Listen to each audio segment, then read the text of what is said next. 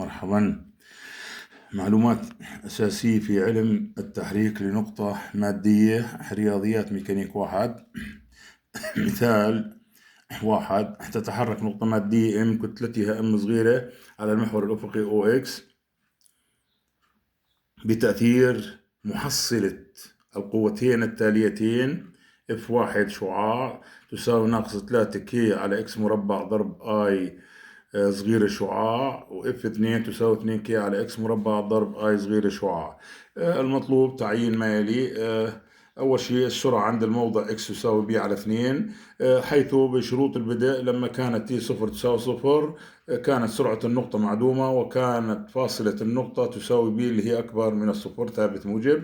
2 بدنا كمية الحركة لهذه النقطة، وثلاثة الطاقة الحركية. الحل: أول شيء بنوجد محصلة القوى. هاي طبعا النقطة M هياتها.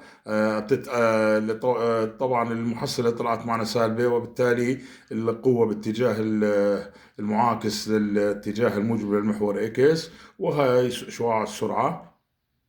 أوجدنا المحصلة عبارة عن جمع القوتين، والقوتين الهن القيم اللي أعطيتها أنا بنص السؤال. بالجمع طبعا والتنظيم وجدنا أن القوة عبارة عن علاقة تساوي ناقص كي على إكس مربع ضرب آي صغيرة شعاع.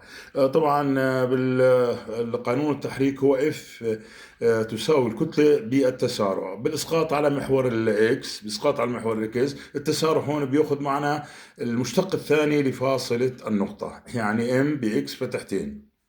هاي المعادلة رقم 2. طبعا ببدل هون بالمعادلة رقم 2 المحصلة، وهاي M بإكس 2. هلا احنا هون هاي المعادلة بدنا نصل إلها وين؟ إلى السرعة، نصل منها إلى السرعة مع إكس فتحتين. معناها أنا هون أمام عملية تكامل. حتى أسهل عملية التكامل ضربنا طرفي المعادلة هاي ب2 إكس فتحة، وبالمكاملة وصلنا إلى العلاقة هاي: ام مضروبة باكس فتحة مربع تساوي 2K على اكس زائد سي اللي هو ثابت التكامل. طبعا السي هذا من ثابت التكامل نوجده من شروط البدء اللي انا اعطيتها هون في نص المسألة، عندما كانت تي تساوي الصفر، يعني السرعة صفر والفاصلة تساوي بي. أوجدنا الثابت دولنا بالتبديل والتنظيم، أوجدنا الثابت ومن ثم بدلنا بالمعادلة المعادلة هاي 4.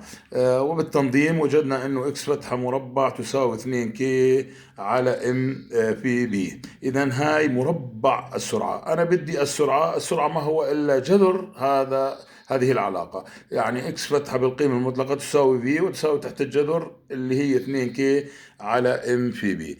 بدنا كمية الحركة هي تحصيل حاصل. معروف كمية الحركة هي رو شعاع تساوي M الكتلة النقطة المادية بشعاع السرعة. بدل التبديل يعني. وها هي كمية الحركة، علاقة كمية الحركة. الطاقة الحركية أيضا هناك علاقة: تي شعاع تساوي نصف M بفي مربع، وبدلت ومع التنظيم والاختزال وجدنا أن الطاقة الحركية علاقتها K على B بآي شعاع. أشكر حسن استماعكم.